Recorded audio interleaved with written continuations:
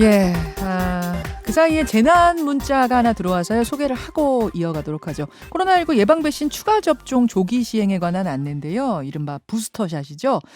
부스터샷 대상자는 기본 접종 완료 후 2개월 지난 분 중에 면역 저하자, 또 4개월 지난 60세 이상자, 또 요양병원 및 감염 취약시설 대상자, 의료기관 종사자, 기저질환자, 그리고 5개월 지난 50대 분들, 경찰, 소방관 이런 분들 먼저 맞으실 수 있다고 합니다. 예약하실 필요 없고요. 병원으로 바로 가시면은 추가 접종 부스터샷 가능하시다는 이야기 줄병청에서 전해드립니다. 말말말 코너로 넘어가 보죠. 두 분의 말감별사 이번 주도 모셨습니다. 더불어민주당 박성준 의원, 국민의힘 김은혜 의원 어서 오십시오. 네, 안녕하세요. 반갑습니다. 김은혜 의원님 축하드립니다. 네. 대변인요. 선대위 대변인직 맡으셨어요. 예, 자리보다는 역할에 충실하려 노력하겠습니다. 제가 지금 6번째 대변인을 하고 있는데 인생에서 평생 대변인 하다가 이제 마무리하지 않을까. 예, 대변인 하다가 대통령도 한번 하셔야지. 그런 얘기 듣고 좋아하다가 한 방에 훅 가신 분 많이 봤습니다. 예. 대변인 게 최전방 공격수니까요. 그만큼 일을 그럼요. 잘해왔다는 증거겠죠. 그렇죠. 맞습니다. 네. 오, 박성주 의원님, 감사해요. 그동안 일 잘해오셨잖아요. 그러니까 아, 인정받으신 거죠. 뭐. 이따가 또 어떤 말씀을 하실지 걱정된다. 대선판에서 선대위 대변인이라는 이제 무거운 직책을 맡으셨기 때문에 네. 앞으로도 정말 잘해주실 거라고 뭐 기대하고요. 열심히 하겠습니다. 당장 오늘부터 대변인이 방어해 내셔야 될 사안들이 굉장히 많은 것 같아요. 지금 국민의힘에. 그렇죠. 박성준 의원이 골라오신 그 말을 들으면 내가 무슨 일을 해야 되는가 아마 금방 아실 것 같아요. 박성준 의원이 골라오신 이번 주의 말 듣겠습니다. 나는 더 이상 정치 문제에 대해서 얘기하고 싶지가 않아요. 나는 지금 내 일상으로 좀 회귀하는 거야 지금 오늘서부터. 우리 김 박사님께서 며칠 생각을 하시겠다고 하니까 저도 기다리고 있는 중입니다. 생각을 해보시겠다고 했으니까 기다리고 있는 것이 맞는 거 아니겠습니까? 예, 김종인 전 국민의힘 비상대책위원장, 윤석열 국민의힘 대선 후보의 목소리를 차례로 들으셨습니다. 박성준 의원 왜 이 말을 골라오셨을까요? 김영권님 혹시 기억나세요? 제가 그 국민의힘 본선 경선 끝나고 나면 자중질환에 빠질 것이다. 그거 기억나시죠? 기억나죠. 예측. 사자성어로 얘기하라고 해서 제가 네. 자중질환 얘기했는데 자중질환이 예측될 수밖에 없었는 문제고요. 요 문제를 이제 어떻게 읽을 수 있냐면 윤석열 후보의 용인수를 좀 읽을 수 있어요. 그러니까 윤석열 후보가 이제 초보 후보이기 때문에 연륜과 경륜이 있는 정적 파트너가 필요했던 거죠. 그래서 지금 얘기하는 삼김이라고 하는 김종인, 김병준, 김한길 이런 사람을 이제 초대를 해서 예. 같이 정치를 하겠다라고 하는 이제 하나의 어떤 포진을 짠 건데 여기에 이제 또 함정이 있는 겁니다. 함정? 뭐냐면 김종인 위원장은 같이 가고 싶은데 예. 사실 부담스러웠던 거죠. 그러니까 윤석열 후보와 그 주변에서는 분할 통치를 하고 싶었던 것 같아요. 분할. 예, 디바이드 앤 룰. 어. 우리가 이제 전문 용어로 그렇게 얘기를 하는데, 그러니까 김종인, 김병준, 김한길을 내세워서 실질적으로 통치할 수 있는. 속된 말로 자기 밑에 두고 정치적인 어떤 그 추진력을 발휘하고 싶었는데, 그러니까 김종인 위원장이 만만치가 않았던 거죠. 그래서 김종인 위원장을 견제하고 싶었다. 그런 느낌도 있는 것이죠. 그 분할 통치가 이제 가능하기 위해서는 원래 정책 뿌리가 튼튼한 가운데 자기의 리더십이 확보될 때 분할 통치가 가능한 거예요. 근데 여기에 이제 상당히 모순점이 있었던 거죠. 그러니까 윤석열 후보가 오너가 되고 후보가 됐다라고 했을 경우에는 정책 파트너도 필요했지만 또 분할 통치도 하고 싶었던 겁니다. 그러니까 여기에서 나오는 하나의 어떤 갈등 관계가 있었던 거고, 우리가 또 분할 통치의 개념 이제 삼김이라고 하는 부분을 우리가 바라봐야 되는 건데, 네. 로마에서도요 삼두 정치가 2번 있었어요. 우리가 뭐 시저라든가 폼페이우스 뭐 이런 분들이 있지 않습니까? 네. 그래서 이 삼두 정치를 보면 권력의 내부 싸움과 암투가 치열해서 결국은 파탄이 됩니다. 연맹이 형성되지 못하는 거죠. 여기에 이제 김종인 위원장이 이걸 읽은 겁니다. 실질적으로 3명이 연합 파트너로서의 정치를 했을 경우에 이것은 실제 대선의 단기전에 싸움에서 실패할 수 없다라고 하는 것을 김종인 실패할 위원장이 수밖에 없다. 그러니까 김종인 위원장은 그것을 읽었던 거죠. 그러니까 윤석열 후보는 실질적인 자기 지배하에서의 분할 통치를 하고 싶었는데 이 체제 자체가 끝날 수밖에 없다, 실패할 수밖에 없다라고 하는 김종인 위원장의 해석이 있었던 것이죠. 아니 근데 이것이 총괄 이제, 선대위원장이시고 김종인 위원장은 김병준 위원장은 그 아래 상임 선대위원장이고 김한길 위원장은 아예 따로 있는 독립 기구잖아요. 그러니까 제가 얘기하죠. 윤석열 후보의 직할 체제 하에서의 분할 통치를 하고 싶었던 거죠. 그러니까 실제 정치라고 하는 것은 대선이라고 하는 큰 판은 파트너십이 필요한 건데 네. 이 파트너십의 개념이 아니었던 것이죠. 그것을 김종인 위원장이 읽었던 겁니다. 그렇기 때문에 이것은 자중질환에 빠질 수밖에 없었던 거고 제가 요거는 어느 정도 좀 예측했던 사안이었다라고 하는 말씀을 좀 강조드리고 지금 싶습니다. 생각한 대로 돌아가고 있다. 그렇게 들어가고 있는 것이죠. 너무 흐뭇한 미소를 지으시는 것 같은데 막 그못한 건 아니고 그럴 수밖에 없는 거예요. 이거는 그럴 수밖에 없는. 없었다. 예. 김은혜 의원님 저는 몇 분 주실 수 있으세요? 몇 분? 상당히 제가 길게 얘기했습니다. 아니요, 아니에요. 편하게 말씀하십시오. 아니에요. 사실 길지 않고요. 두 분이 필요하다. 서로 대한민국의 미래를 위해서. 다만 지금 필요한 건 두 분에게 시간이다라고 생각을 하고요. 시간. 네, 서로의 각자의 정치력을 발휘하고 있었기 때문에 야구와 정치의 공통점을 말씀드리는 걸로 저는 짧게 매듭질 수 있을 것 같습니다. 뭘까요? 정치란 끝날 때까지 끝난 게 아니다. 그래서 조금 여지를 다 두시는 화법을 구사하고 있거든요. 그래서 애써 지금 결론을 낸다거나 아니면 예측을 몇 마디 말로 환산해서 할 수 있는 단계는 아니라고 생각합니다. 아닙니까? 네.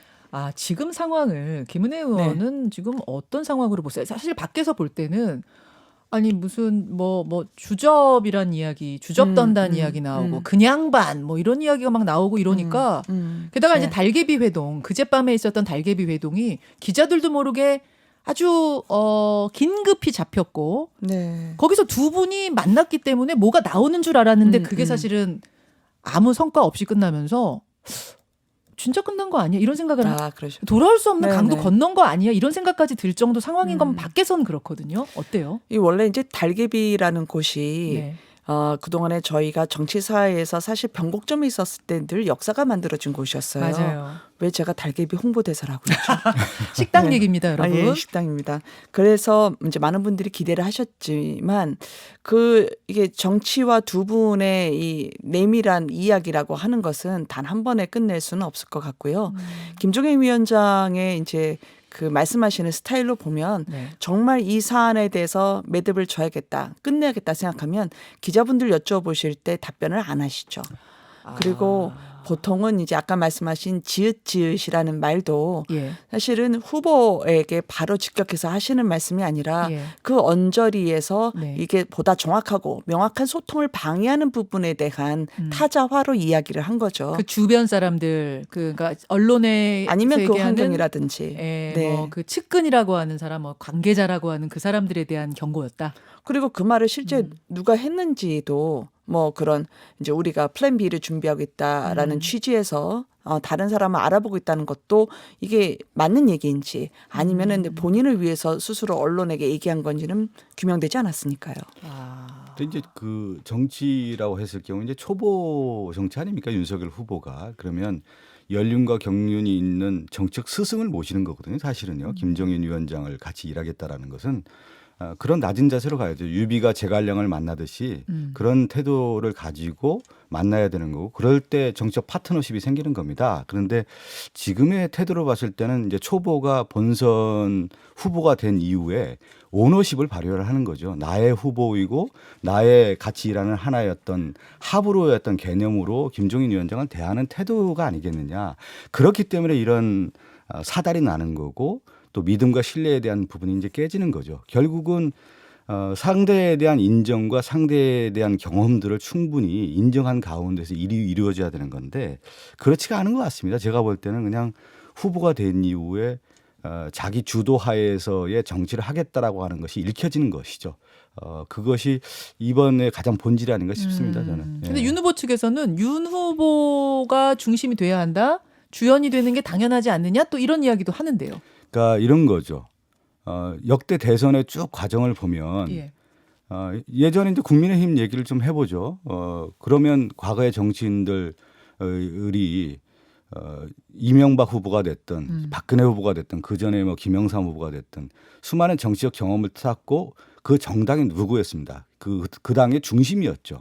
중심이었기 때문에 실질적으로 강력한 추진력을 바탕으로 후보가 돼서 그것을 추진해 나갈 수 있는 힘이 있었는데 네. 그렇기 때문에 누가 와도 상관없는데 상관이 없는 것이죠. 그렇지만 그렇기 때문에 예를 들면 박근혜 후보 당시에 김종인 위원장이 그 옆에 있었지만 예. 그 김종인 위원장은 따라갈 수밖에 없는 팔로우십이 될 수밖에 없었던 겁니다. 워낙 박근혜라는 박근혜라고 인물이 하는 강력하니까. 왜 그러냐면 그 당시 한나라당 자체가 박근혜였기 오케이. 때문에. 자, 근데 예. 지금은 국민의힘은 예. 그냥 제가 이런 표현을 좀 쓰고 싶은데 윤석열 후보는 이식된 후보예요. 그 당에서 자생해서 자기의 뿌리를 내린 후보가 아니라 어딘가에서 뿌리를 가져와서 그냥 이식된 후보가 뿌리가 아직도 약한 후보인데 오히려 그것을 자기의 정당화해서 다른 오랫동안 경험을 해왔던 정치적 스승들에 대해서 하대하는 표현을 쓰기 때문에 이것은 믿음과 신뢰가 깨졌다고 보는 겁니다. 김 의원님. 하대하는 표현을 언제 쓰셨죠? 뭐 최후 통첩이라든가 뭐 이런 그건 윤 후보가 양반이라든가 그런 표현들은 윤 나올 후보가 수가 최후 없는 통첩이라는 것이죠. 말을 한 적도 없고 윤 후보 측이라는 것도 규명이 되지는 않았고 저는 지금 김종인 위원장과 관련해서는 어떻게든 대한민국의 정권 교체를 위해서 마지막 필사의 노력을 해야 된다라고 평소에 말씀하셨던 분이기 때문에 저는 좋은 마무리가 될 수 있도록 그리고 결국은 두 분이 국민분들에게 안심할 수 있는 그런 메시지를 주실 거라 생각하고요.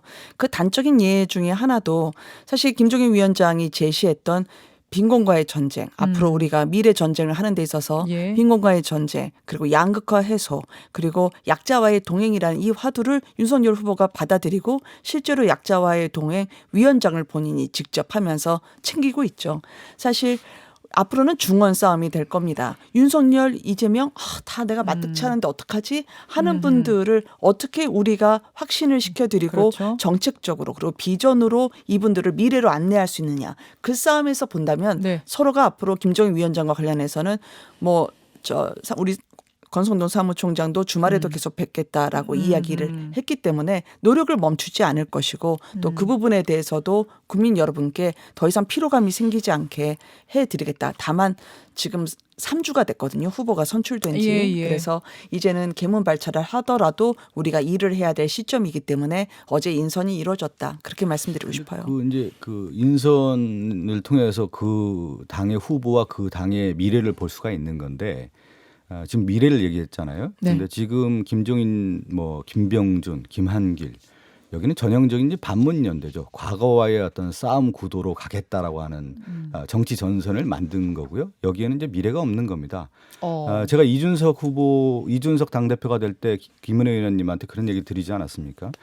이준석 당대표의 코드는 미래 코드이고 청년 코드이고 새로움에 대한 코드로서 국민의힘이 탈바꿈했다라고 하는 시그널을 줬는데 네. 지금 윤석열 후보와 그 주변의 모습을 볼 때 어디가 미래가 있습니까? 과거만 있는 거고 과거 회귀고 그렇기 때문에 이번 대선의 싸움이라고 하는 것은 결국은 과거와 미래의 구도이고 유능과 무능의 구도가 될 수밖에 없고 또 하나는 이제 준비된 후보냐 준비되지 않은 후보냐 이 싸움이 이제 치열하게 전개가 되는 겁니다. 그리고 후보의 개인의 어떤 퍼스널리티가 매우 강하게 작용되는 싸움인데 제가 지금 그 인선 과정을 볼 때는 네. 결국 과거 회귀로 가고 있다라는 모습을 저는 읽을 수밖에 그 없습니다. 인선 네. 표를 보고 네. 김종인 위원장도 이걸로는 이런 그렇죠. 인선으로는 안 되겠다 해가지고 지금 망설이고 있다라는 얘기도 막 들려요, 김 의원님. 근데 그게 사람을 보고 이야기를 하는 건 아니고요. 결국 이 선거를 어떻게 끌고 갈 것이냐라고 하는 비전과 정책 목표의 문제죠. 그리고 말씀하셨던 것처럼 두 후보의 강렬한 캐릭터의 전쟁 저는 맞다고 생각을 하거든요. 보실 때. 왜냐하면 진영이 계속 지금 뭉치고 있으니까요. 그렇죠. 그런데 이재명 후보의 그런 과거를 보자라고 얘기하시면서 후보 면면을 가면 그건 저희가 더 얘기할 게 많아요. 왜냐하면 아까 데이트 살인과 관련해서도 아까 스토킹 살인 말씀하셨지만 이재명 후보 본인이 자신의 조카 즉 데이트하고 있던 여자친구하고 어머니를 살해했던 것 조카를 변호해 주셨잖아요. 근데 저는 친척이기 때문에 변호할 수밖에 없다. 저 그거 이해해요. 그리고 어느 중재인이든 변론을 받아야 될 권리가 있죠. 그렇지만 그 데이트 살인을 저는 살인사건이라 규명하고 싶은데 그걸 데이트 폭력이라는 식으로 그렇게 슬쩍 넘어가면서 유가족들에게 사과하는 건 저는 그 사과의 진정성이 떨어진다 생각하고 그런 식으로 무마하고 넘어갈 일이 아니라고 저는 김은혜 의원님이 생각해요. 이제 가족 얘기를 했으니까 저도 하나 얘기를 하죠. 우리나라 역대 대선 후보에서 처가 장모가 구속돼 가지고 후보가 나온 경우가 어디 있습니까? 지금 아니 근데 이 살인 잠깐만 사건에 대한 얘기 이재명 들으십시오. 후보의 아니, 왜 그 그러냐면 사과의 진정성을 한번 답변을 역대 해주셔야 대선 돼요. 후보의 부인이나 처가나 장모가 구속되거나 법적인 문제에 연루됐던 사례가 어디 있습니까? 우리가 보통 네거티브라고 했을 경우에 본인에 관련된 부분에 대한 얘기가 있지만 지금 윤석열 후보는 가장 큰 아킬레스건이 장모예요. 이미 장모가 그 양평 공공지구 개발 투기 의혹이라든가 또 하나 뭐냐면 요양급여 그 부정수급으로 이미 징역 3년에는 선고받고 구속돼 있지 않습니까? 근데 양평은 구속됐을 투기가 아니고 개발분담금 개발- 제로가 됐다는 그러니까 걸 말씀하시는 거겠죠. 아니 그거는 이미 잠깐만 이미 이제 토지에 요양급여는 대해서 이미 기부 구속이 체납- 됐잖아요. 그리고 아니, 기부 체납을 부인은 많이 했기 때문에 그거는 주가 조작 개발부담금이 의혹이야. 0이 된 거죠. 아니 역대 그걸 대선 투기라고 후보의 말씀하시면 부인이 이렇게 어떡해요? 부정적인 문제와 의혹이 제기되거나 처가가 이렇게 문제가 된 경우가 어디 있습니까? 이거를 유죄 이제 판정을 받지 제가 않은 이제 김은혜 상태에서 의원님이 그 가족 얘기를 추정을 하니까 계속 제가 자, 이제 제가 조금 단정하는 건 맞지 끼어들겠습니다. 않습니까? 김은혜 의원님 혹시 골라오신 말이 따로 있긴 한데 그럼 네. 지금 그 조카살인에 대해서 조카살인 변호에 대해서 어제 이재명 후보가 사과를 하지 않았습니까? 네. 대국민 사과를 했는데 그 부분 혹시 이야기를 그럼 더 가시겠어요? 아니면은 골라오신 말로 넘어갈까요? 아 일단은 골라온 말부터 골라오신 먼저 하고 말로 그걸 가겠습니다. 추가를 하겠습니다. 왜냐하면 시간이 지금 한 9분 정도가 남았는데 네. 그 이야기를 더 가실 거면 제가 주제를 바꿔드리려고 했는데 네네. 그럼 그냥 그거는 거기까지 하고 네네. 다음에 언급하는 것으로 하고 네네. 그러면 김은혜 의원이 골라오신 말로 가겠습니다. 국민들께서는 야당의 반대 때문에 또는 부당한 발목 잡기 때문에 해야 될 일을 못한다는 점을 고려해서 우리 더불어민주당에 압도적 다수 의석을 주셨습니다. 그 행안위는 우리 위원장님이 방망이 들고 계시지 않습니까? 단독으로 처리할 수 단독 처리할 수 있으면 하자니까요. 아니 어차피 그 저기 패스트 트랙인지 그거 태우는데 한꺼번에 많이 태워버리지 뭐 그게 훨씬 효율적이지 않습니까? 아이 그래 하면 되지 뭐. 패스트 트랙인지 그거 태우는데 한꺼번에 많이 태워버리지 뭐 그거 훨씬 효율적이지 않습니까? 그냥 하면 되지 무슨. 요게 이제 11월 24일 이재명 후보가 당 회의에서 입법의 속도를 내자 하면서 하신 그 발언을 왜 골라오셨을까요?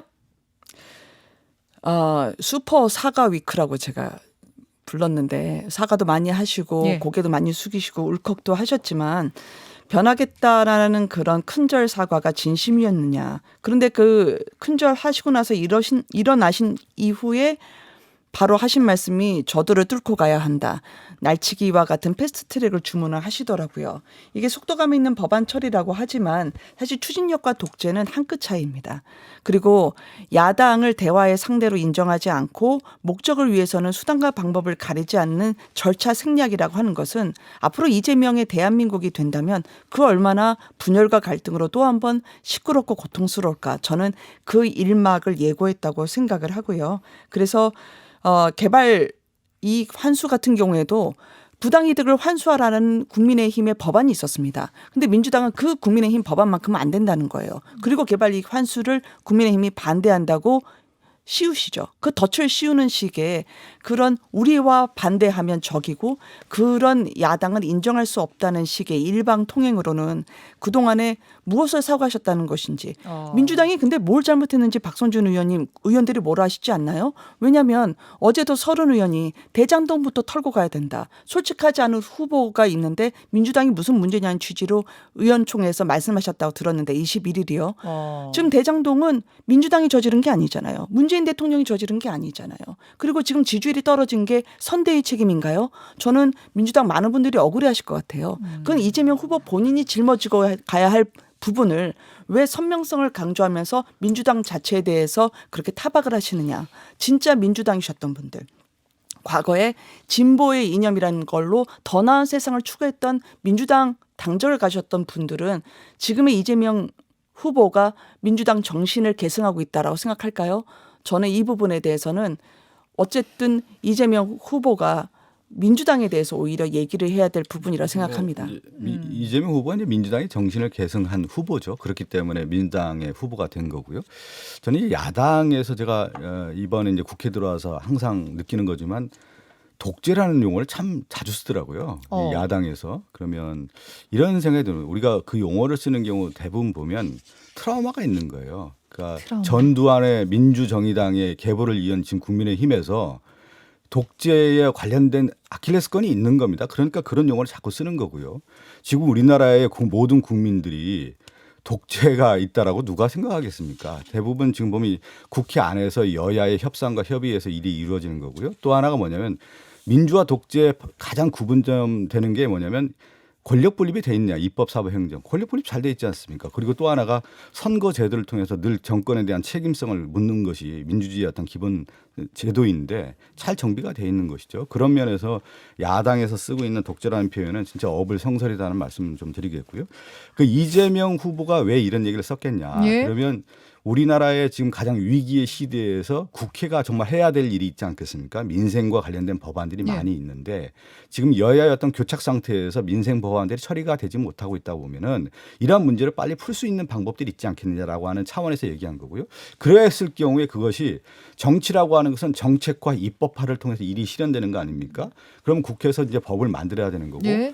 민생 법안에 대한 것들은 신속하게 해서 일 잘하는 정치를 하자. 그리고 또 하나는 일 잘하는 정치는 국민에게 성과를 보여야 된다라는 거죠. 그 성과물로서 국회의원이라든가 정치가는 책임을 묻게 되는 거 아닙니까? 국민의 심판을 받게 되는 거 아니에요. 그런 심판을 받겠다는 의미입니다. 이것은. 그렇기 때문에 일 잘하는 강한 추진력을 바탕으로 해서 일을 잘하겠다 이런 의미를 담고 있는 겁니다. 예, 근데 입법부를 본인의 소유인 양 지시를 하셨잖아요. 오죽하면 그 간담회 때 패스트트랙을 지시했던 간담회 때 민주당의 기동민 의원님까지 예. 아니 이러면 국민이 공포스럽게 느끼지 않을까요?라고 조심스럽게 반론을 제기했을까요?